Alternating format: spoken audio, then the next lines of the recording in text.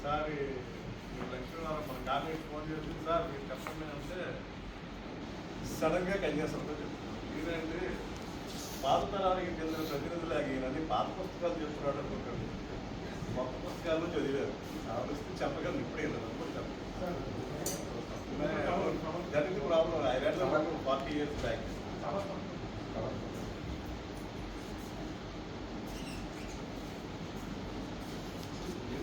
మంచిగా తెలియదు. కొంతమంది క్రికెట్ అంటే ఇష్టం, కొంతమంది పుస్తకాలు అంటే ఇష్టం. ఆ పుస్తకాలు చిన్నప్పుడు చాలా చదివాను. కూడా 5 stars amount 3 idiots 5 stars amount also I read thoroughly in English. Sarkar Bengali novels and Rabindranath Tagore and other famous writers of India as well as India and the Pakistan. Recently, I have read the book by Salman Rushdie, Night. The Night was released recently by Salman Rushdie. I read the book, The Satanic Verses by Salman Rushdie. And I joined the training in that time it was the block market. I read that book. Satanic Verses, second year in India. It is highly controversial. Very controversial. Once you read the Satanic Verses, you will understand why the Muslims wants to kill. That's right. That's what earlier I told. The philosophy which we adopt, we generally like that.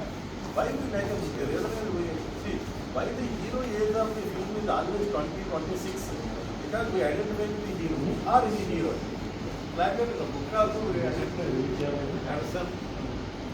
Generally there we see the poetic. We like that poetic language.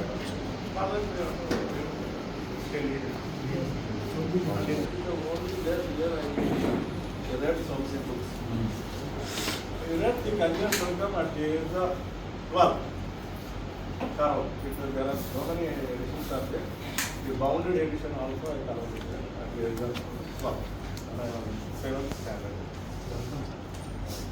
అది చదివినప్పుడు చాలా బాగుంటుంది.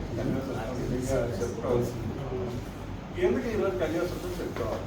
ఇది 1895లోనో 96లోనో రాశారు.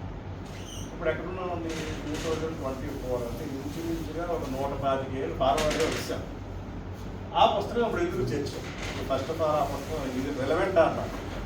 అది అందులో చర్చించిన సమస్య ఏంటంటే నేను తెలుగులో చెప్తున్నాను.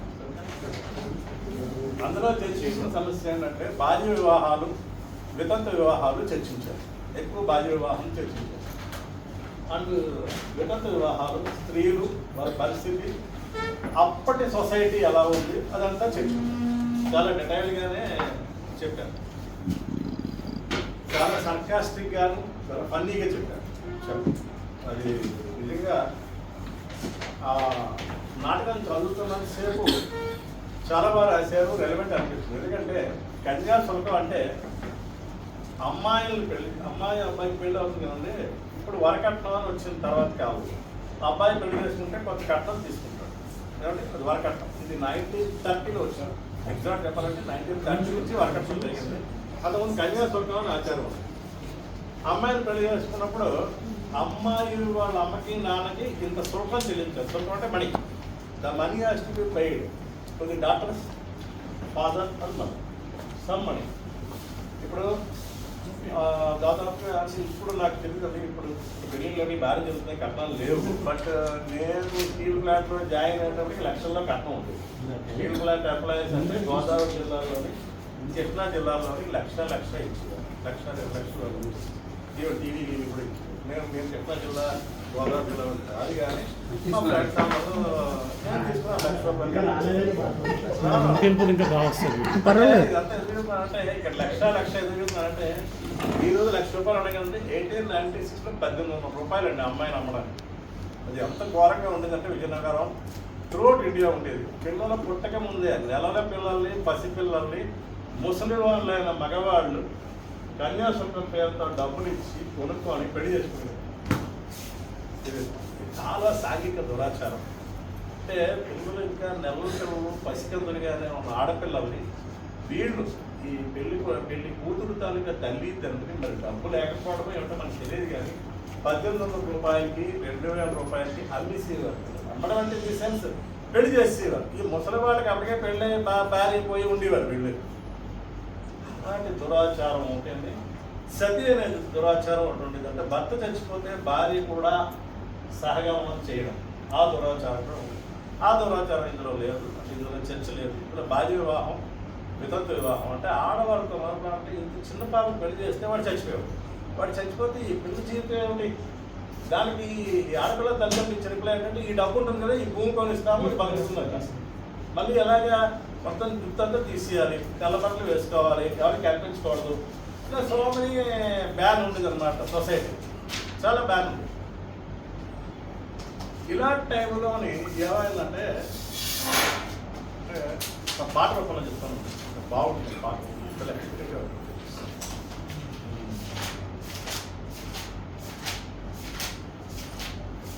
కావ్యసూరుడు వీరేశలింగం, కలం పట్టి పోరాడిన సింగం, దురహంకారాల దురాగతాలను తుదముట్టించే అగ్నితరంగం, అడుగో అతడే వీరేశలింగం.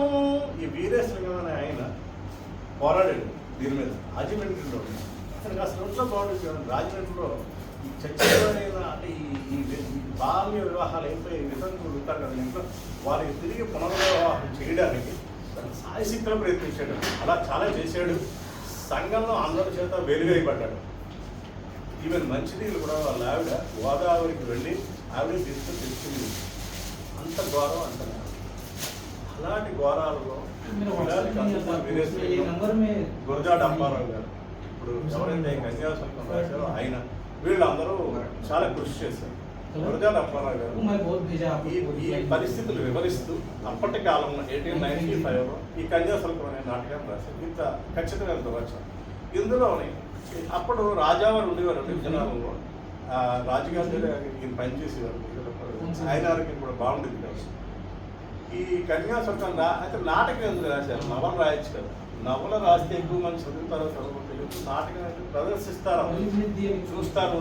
నాటకం ఆ నాటకాన్ని రాసినప్పుడు కూడా విజయనగరమే ప్రాతిపదికగా రాశారు. విజయనగరం చుట్టుపక్కల ఊళ్ళలో విజయనగరం మొత్తం నేను ఆంధ్రప్రదేశ్ చెప్పలేదు, ఇండియా చెప్తున్నాను. అంతటా కూడా ఈ బాల్య వివాహం అనే దురాచారం ఇప్పటికి కూడా ఆడపిల్లలు పెళ్లి చేస్తారు. ఇప్పటికి కూడా విలువ పెట్టాలి. ఇప్పుడు మనం ఎవరింటికైనా వెళ్ళాము, వెళ్ళగానే ఏమని బాగున్నారా అని పలకరిస్తాం. కానీ మీకు అంతమంది తెలుగురాడు ఇక్కడ వెళ్ళలేదా మగపిల్లలకి అడగలేదు కనిపిస్తుంది. అది ఒక సాంఘిక దురాచారం కదా. ఇంకా మనం ఫేస్ చేస్తాం. ఆడపిల్లలకి 2 ఆడపిల్లలు ఉంటారు, ఇంకా పెంచలేదా? ఇది ఎడ్యుకేటెడ్లకు నాన్ ఎడ్యుకేటెడ్ ఇప్పుడు సంస్కారం రావడానికి ఎడ్యుకేషన్తో సంబంధం లేదు. ఇలాంటి మగపిల్లలు మీకు ఎందుకు పెళ్లి చేయలేదా అంటే పెళ్ళైనా ఆడదాని జీవితానికి పరమాత్మ. అంటే ఇప్పుడు చిన్నప్పుడు చేసే పెళ్ళి 18 ఏళ్ళకి చేస్తున్నాం. అంటే ఇప్పుడు మేము విశాఖపట్నం స్టీల్ పక్కన పనిచేస్తాం. మరి ట్రైనర్స్ వస్తారండి 18 ఏళ్ళకి 20 ఏళ్ళకి పెళ్లిని చేసేస్తాం. 20 ఏళ్ళకి ఆ బాబా అప్పుడే ఒక కొడుకు కూతురు పిల్లగా ఉన్నాం. చాలా బాధ అనిపిస్తుంది ఈ జీవితాలు చూస్తే. ఏంటి మనం కన్యాశుల్కం రాసినేమో 100 కోట్ల అంటే ఇంటికి వచ్చిన ఏం మ్యారేజ్ జీవితాలు అనిపిస్తుంది. ఏం మారలేదు. అది మారాలని నేను మనస్ఫూర్తి కోరుకుంటూ కన్యాశుల్కం చెప్తున్నాను. కన్యాశుల్కం సార్వకాలీనము సార్వజనీనము అనే భాష వాడారు కాబట్టి ఆ భాష ఎలా వాడాడు, ఆ పాత్రలు ఎలా ప్రవర్తించాయి అంటే కన్యాశుల్కం పేరు తీసేసి ఈ కాలం దురాచారాన్ని పెట్టినా అది వర్కౌట్ అవుతుంది అన్నం కోసం కన్యాశుల్కం నాటకాన్ని ఎంచుకోవడం జరిగింది. అది చెప్పడం కోసం కన్యాశుల్కం చెప్తున్నాం. కన్యాశుల్కంలో చాలా పాత్రలు ఉన్నాయండి. ఈ కథ 3 ప్లేసుల్లో జరుగుతుంది. ఒకటి విజయనగరం. మీరు అందరికీ విజయనగరం పరిచయం ఉంటే విజయనగరం కోటకము ఉంది, పక్కన బొంకులు దెబ్బ అంటారు. ఆ విజయనగరంలో మాలో కదా శ్రీరామం దగ్గర నుంచి బయలుదేరి రామచంద్రపుర అగ్రహారము కృష్ణాయపుర అగ్రహారం మధ్య ఈ 3 మధ్య కథ జరుగుతుంది. ఇందులోని ఇప్పుడు ఇక్కడ ఒక యాక్షన్ ఆపిన విషయం చెప్పాలి. ఏదైనా బుక్ రివ్యూ చేసినప్పుడు కథకి కూడా ముందు అదొక పద్ధతి. కథ ముందు చెప్పేసి తర్వాత పాత్ర విశ్లేషణ ఆ పుస్తకం గొప్పమని చెప్పడం ఒక విధానం, అదో విధానం. లేదా కథ నేను మెల్లిగా చెప్పుకుంటూ వెళ్తూ మెల్లిమెల్లిగా ఒక విషయం చెప్పడం ఓ విధానం. ఏది బెటర్ అని అరక్షణం ఆలోచిస్తున్నాం, ఎందుకంటే ఏది బెటర్ నాకు తెలియదు. ఫస్ట్ టైం సెకండ్ టైం లేదు కానీ స్లోగా కథ చెప్పుకుంటూ మధ్య మధ్య గొప్పతనం చెప్పుకున్నాను. అంటే ఈ పాత్రలు కొన్ని పాత్రలు వచ్చేసరికి ఏమవుతుందంటే నేను పాత్ర చెప్పి మరో పాత్ర చెప్పి మర్చిపోతాను, ఛాన్స్ ఉంటుంది ఆ ఫ్లో పోవడానికి. అందులో మర్చిపోకుండా ఉండడం కోసమని ఒకసారి కథ మంచిగా రెడీ చేసుకున్నాను. మొట్టమొదటి విజయవాడలో స్టార్ట్ అవుతుందండి. విజయవాడలో గిరీష్ అని కుర్రాడు ఉన్నాడు. వీడు ఏమిటంటే పాత్ర పరంగా చెడ్డవాడు. సినిమాలో హీరో ఎన్టీ రామారావు అని పెట్టారు. సినిమాలో హీరోగా తీశారు కాబట్టి అది కాస్త ఎలివేట్ చేశారు కానీ పాత్రని ఉదయంగా నాటకంలో చెడ్డవాడు అని మనకి ఎక్కడ అనిపించదు. చెడ్డవాడు అంటే ఏదో మటలు చేస్తాడు మానవంగా చేస్తాడు ఉండదండి. వాడు మాట్లాడే విధానం, వాడు ట్రాప్ చేసే ఆడవాడిని ట్రాప్ చేసే విధానాలు ఇవన్నీ చూస్తూ ఉంటే చెడ్డవాడిలా కనిపిస్తాడు. గిరీష్లో డైలాగ్స్ ఎలా ఉంటాయంటే నిజంగా వర్క్ డైలాగ్స్ అంటే మాట్లాడే ఎలా ఉంటుందంటే ఒపీనియన్ సేల్ చేస్తే కానీ పొలిటీషియన్ కానేరడు అంటే ఇది అందులో కొటేషన్. అంటే ఒపీనియన్ సేల్ చేస్తే కానీ పొలిటీషియన్ కానేరడు. అక్కడ అతని దగ్గర ఒక స్టూడెంట్ ఉంటాడు, వెంకటేశ్వరం చదువుకుంటూ ఉంటాడు. ఈ గిరీష్ ట్యూషన్ చదువుతుంటాడు. ఆ వెంకటేశ్వరం నడుచుకుంటూ వస్తుంటాడు. ఫస్ట్ సీన్స్ అవే ఇలా వస్తుండగా ఏమో మేడం వెంకటేశ్వరం అలా మొహం వేలాడేసావు అని అడుగుతాడు. అది అద్భుతమైన డైలాగ్. ఎలా ఉంటుందంటే ఉదాహరణకి మన ఇళ్లలోనే ఎవరిన ఫ్రెండ్ కదా ఏమో అలా మొహం వేలాడేసావు అనగానే అది ఎలా గుర్తు రావాలి. ఏం చేయమంటారు సార్, నా పరీక్ష మళ్ళీ తప్పినాము అంటాడు. అంటే పరీక్ష మళ్ళీ ఫెయిల్ అయ్యాడు అక్కడ. అంటే అదే ఒక మీ మాస్టర్కి అంటే పడదు, అందువల్లే మార్కులు తక్కువ వేసాడు అంటారు. లేదు సార్ మీ వాళ్ళు చుట్టకాలం తప్ప ఇంకేం రాలేదండి. చుట్టకాలం తప్ప నాకు ఇంకేం రాలేదండి. భయపడకలే, నేను సెలవుల్లో ఇంట్లో వచ్చి ట్యూషన్ చెబుతానులే అంటే వెంకటేశ్వర అంటాడు. వస్తానా సార్ అంటాడు. వస్తాను, నువ్వు పరిచయం. అప్పట్లో ఏంటంటే ఇంకా పెట్రోల్ వెహికల్స్ రాలేదండి. అంతా ఎడ్ల బండి సిద్ధం చేసి ఉంచు, రాత్రికి కాస్త మిఠాయి కట్టించు, రాత్రికి బయలుదేరుతాం అంటాడు. అంటే ఇవి రాత్రి బయలుదేరితే ఉదయం చేయకుంటారు ఆ 10 కిలోమీటర్లు ఉన్న ఉద్దేశం. ఎందుకంటే అప్పటి కాలం కాబట్టి సరే వెంకటేశ్వరం సరే అంటాడు. అక్కడి నుంచి బయలుదేరి వెంకటేశ్వరం వాళ్ళ ఇంటికి వెళ్తాం. అయితే ఇక్కడ ముందు చిన్న ఎపిసోడ్.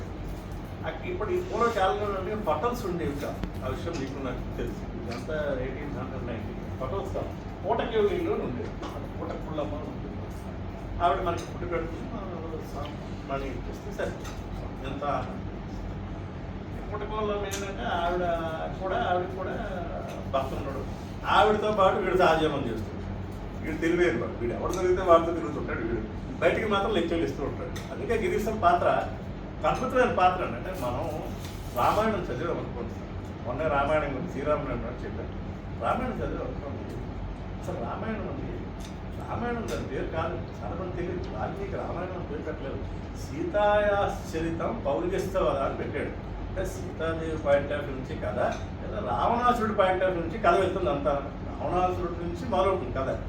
అయితే రామాయణం అంటే తర్వాత కాలంలో రాముడు ప్రయాణించిన మొత్తం ఆయన లైఫ్ జర్నీ కాబట్టి రామాయణం అని మార్చింది. సో ఇక్కడ కూడా గిరీశంతో ప్రారంభమవుతుంది. ఇది ఏంటంటే గిరీశం ఒక లౌక్యుడు, అలాగే పెద్ద చెడ్డవాడు కాదు కానీ 1 పాయింట్ ఆఫ్ నుంచి చెడ్డవాడు. ఇలా వెంకటేశ్వర ఈ పూటకోళ్ళు ఎవరితో సావజీవనం చేస్తూ ఉంటాడు. ఆ పూటకోళ్ళు అమ్మ దగ్గరికి వెళ్ళి పెళ్లి చేసుకుంటాడు. ఇప్పుడు డబ్బులు ఇవ్వంటాడు. అంటే ఆ వంటలు ఆ కూరలు అవుతాడు ఆ డబ్బులు ఇస్తుంది. ఇది ఇవన్నీ తీసుకెళ్ళి ప్యాకెట్ ఆడేస్తాడు. ప్యాకెట్ ఇంకో మాట చెప్పాలండి.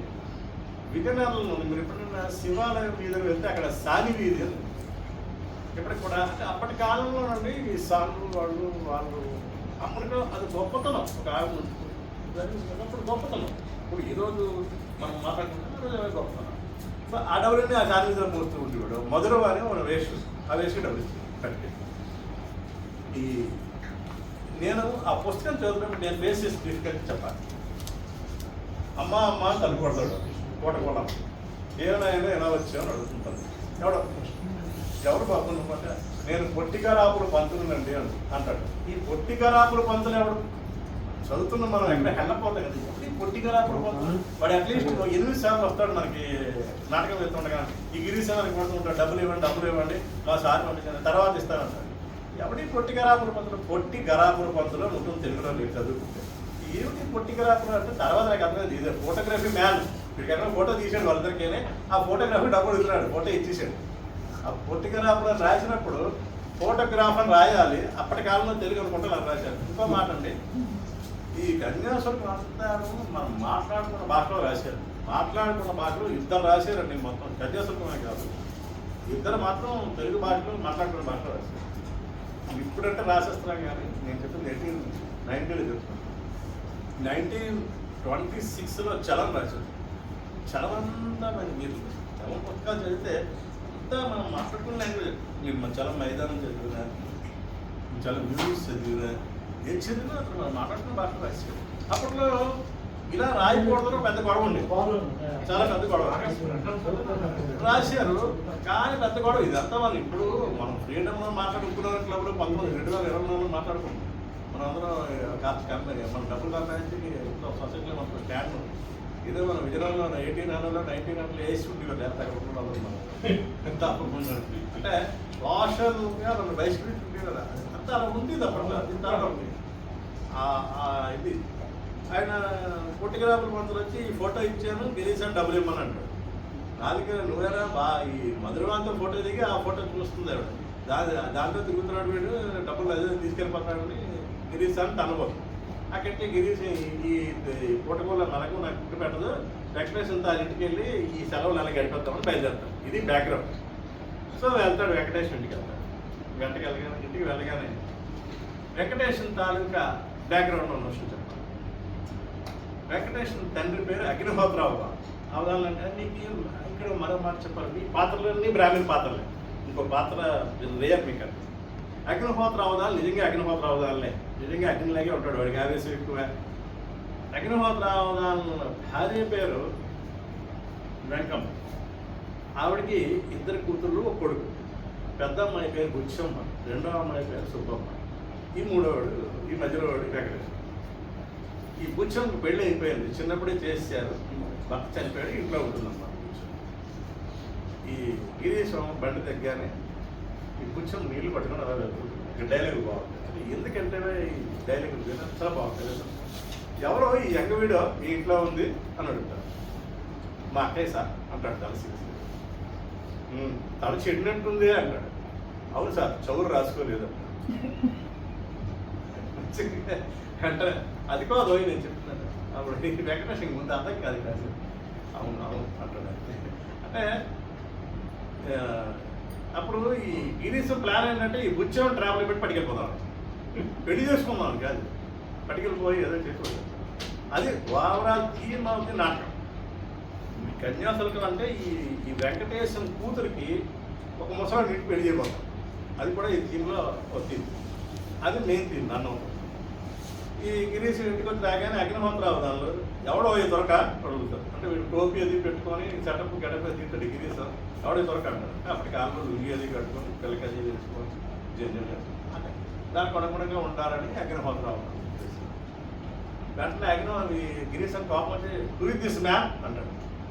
అంటే వాళ్ళ నాన్న వెన్న ఎవరా మ్రానుంచున్నావు అంటాడు. మ్రాను అంటే చెట్టు అని అర్థం. నేను చెట్టు అన్నాడంటే వీడు ఎక్కడే కొడేస్తాను అంటాడు.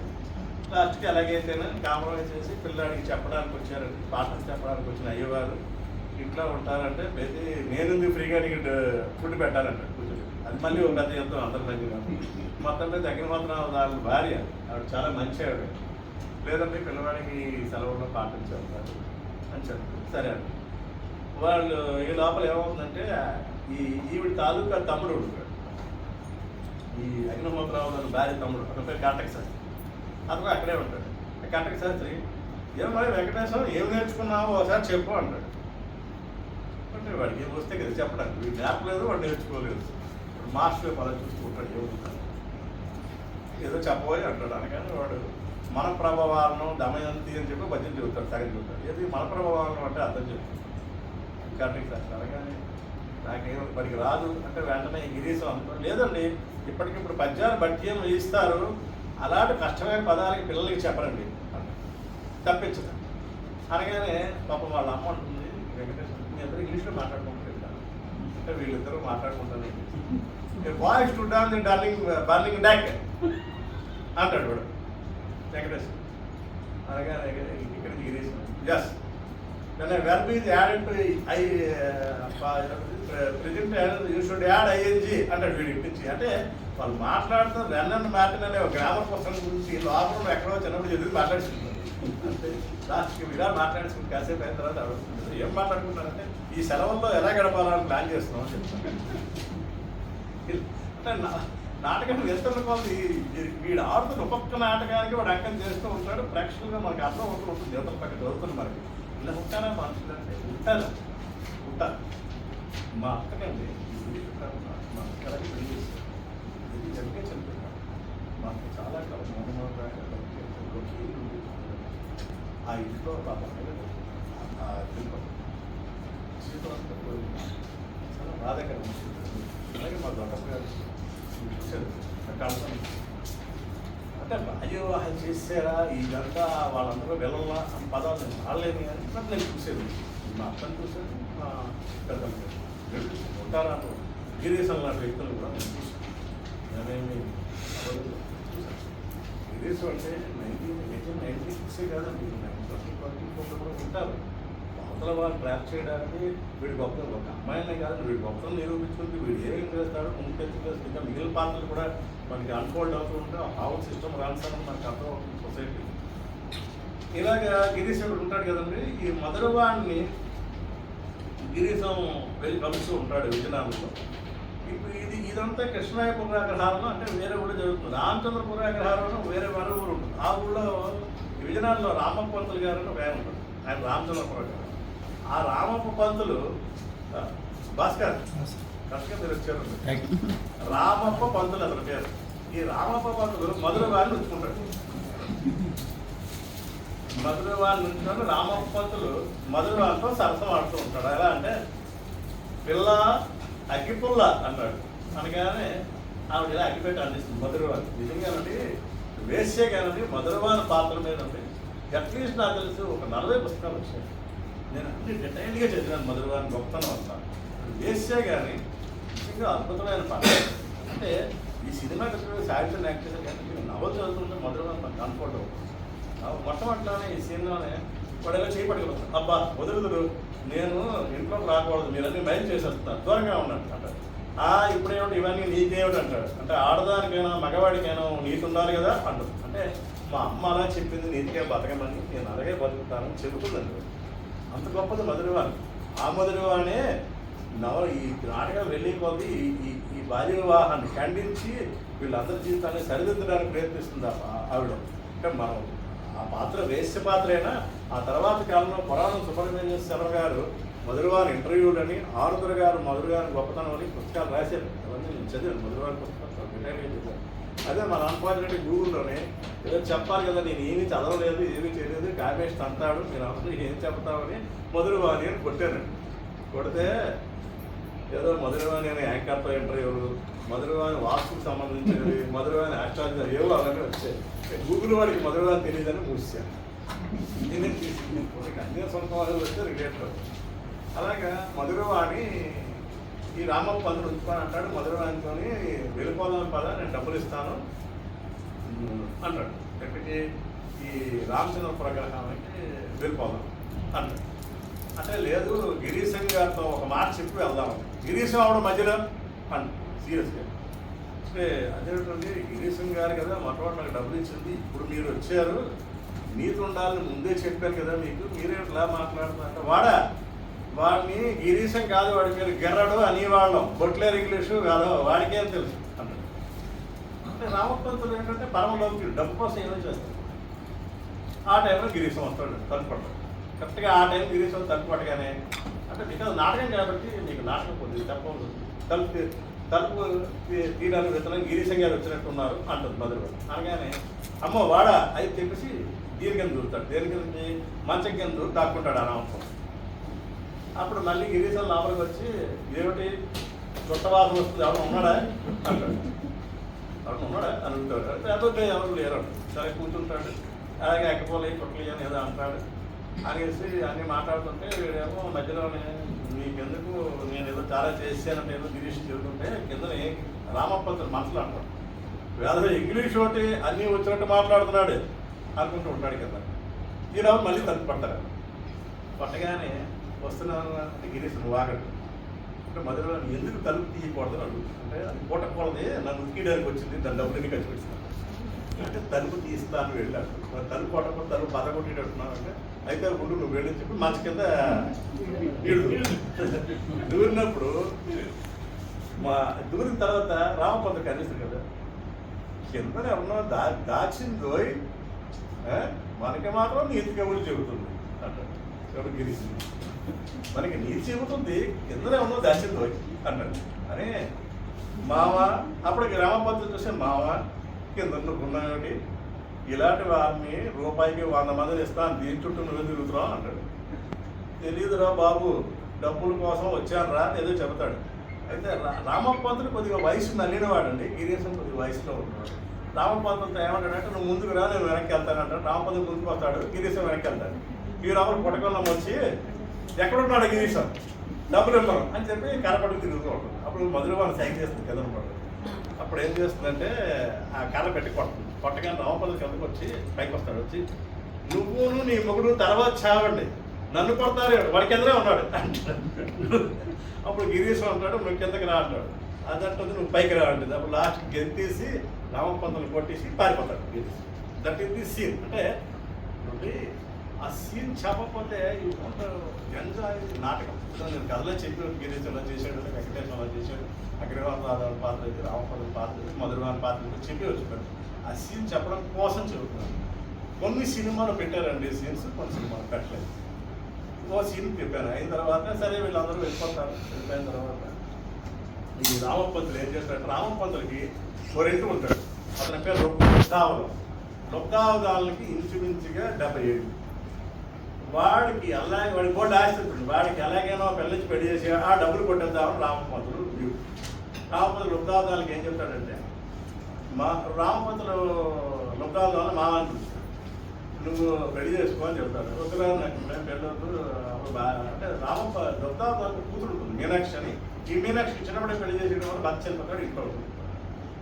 సరే ఈ లొక్కావదాలకి రామపంతులు వచ్చి చెప్తాడు అనమాట నువ్వు పెళ్లి చేసుకోవాలి వాడు ఒప్పుకోకపోతే సిద్ధాంతుల చేత వాళ్ళ చేత నీకు బాగుంటుంది యోగం బాగుంటుంది నీకు ఇది బాగుంటుంది అవి బాగుంటుంది చెప్తాడు ఈ అష్టాన్ని అవి చెప్పేస్తే సరే ఇంకా పెళ్లి చేసుకోకపోతే ఏమవుతుంది అయితే నీకు ఏదైనా నువ్వు చనిపోవడానికి ఛాన్స్ ఉంటుంది అని సిద్ధాంతం చెప్తాను చెప్పిన తర్వాత ఈ రామపంతులు వచ్చినప్పుడు ఈ లోపల మీనాక్షి వచ్చి నాన్న నువ్వు పెళ్లి చేసుకుంటున్నాడు కదా అంటే పాప ఈ పిల్లకి ఏమో పెళ్ళి భర్త చనిపోయి ఉన్నాడు ఈ పిల్ల యంగ్ వాడు పెళ్లి చేసుకుంటాడు వాడు 70 అవునే మార్గం ఉందంచున్నారు ఈ అంచున్నారు అని పదాన్ని ఏం చెప్తున్నారంటే అది లాంగ్వేజ్ అండి లోకల్ విజయనగరంలో బ్రాహ్మణ వాడి లాంగ్వేజ్ అంటున్నారు అందరూ అంచున్నారు చావు అంటారు అందుకు ఆ పదాన్ని నేను అంచున్నారు మార్గం ఉంచచ్చా అంటే మార్గం అంటే మీకు ఆస్ట్రాలజీలో మార్గ యోగం అని ఉంటుంది అది ఎవరికైనా ఆ టైంకి ఉంటే పోతాడు అది చెప్పడం కోసం చెప్పాను అంటే ఏం చేయమంటావు లేకపోతే ధనయోగం కూడా ఉందంటే అందులో వాడే చెప్తారు ధనయోగం ఉంది నీకు వచ్చే భార్య డబ్బుకి వస్తుందని చెప్తారు మీకు ఎంత డబ్బు ఉన్నా ఇంకా పిల్లలకి డబ్బులు తీసుకుంటారు వాళ్ళ కబుర్లు ఏం చేస్తారంటే అగ్నిహోత్రావధానం తాలూకా రెండో అమ్మాయిని నిలబ్దాదానికి ఇచ్చి పెళ్లి చేద్దామని రామపంతుడు ఆ పిల్ల వయసు ఎంత అంతే కదా 6-7 ఏళ్ళు వీడు 70 వీడంటాడు 2000కి మాట్లాడు వాడంటాడు 2200 అంట 200 కమిషన్ అంటారు ఈ 200 వాళ్ళు ఈ 2000 పట్టుకొని అగ్నిహోత్రావధానికి వస్తారు మాట్లాడు ఆ టైంలో గిరీశం అగ్నిహోత్రావధానం ఇంట్లో ఉంటాడు గిరీశం అంటాడు ఏంటంటే మీ చెల్లికి పెళ్లి చేసుకున్నాను అవునండి అందరూ వచ్చి రిక్వెస్ట్ చేస్తారు గిరీశం బాబు అతనికి చెప్పు అగ్నిహోత్రావధానికి చెప్పు చిన్నపిల్లకి పెళ్లి చేయడం ఇది మంచిది కాదు పాపం గిరీశం చెప్పబోతాడు భోజనాల దగ్గర గట్రా చెప్పకపోతే ఆ భోజనం కంచుకుంటుంది కదండి అది వాళ్ళ ఆవిడ నెత్తి అలా పెట్టేసి అంటే ఈ మాట చెప్పటం ప్రతి ఆరం నాకే చెప్పడం మా ఇంట్లో తిని ప్రతి గాడి కొడుకు నాకే చెబుతాడా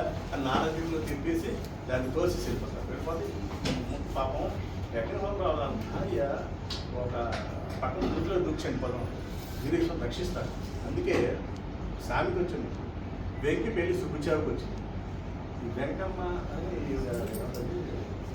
అదే సుబ్బి పెళ్లి వెంకుతారు ఈ సుబ్బమ్మ అన్నది అగ్నిహోత్రావధానం తాలూకా కూతురు వెంకమ్మ అన్నది అగ్నిహోత్ర వాళ్ళ భార్య అంటే సుబ్బిపల్లి ఎక్కడ వచ్చింది ఎగ్జామ్ అంటే చాలా మటుకు మనం వాడుతున్న జాతీయ చాలా అందులోంచి వచ్చాయని చెప్పడం కోసం రెండు వచ్చింది.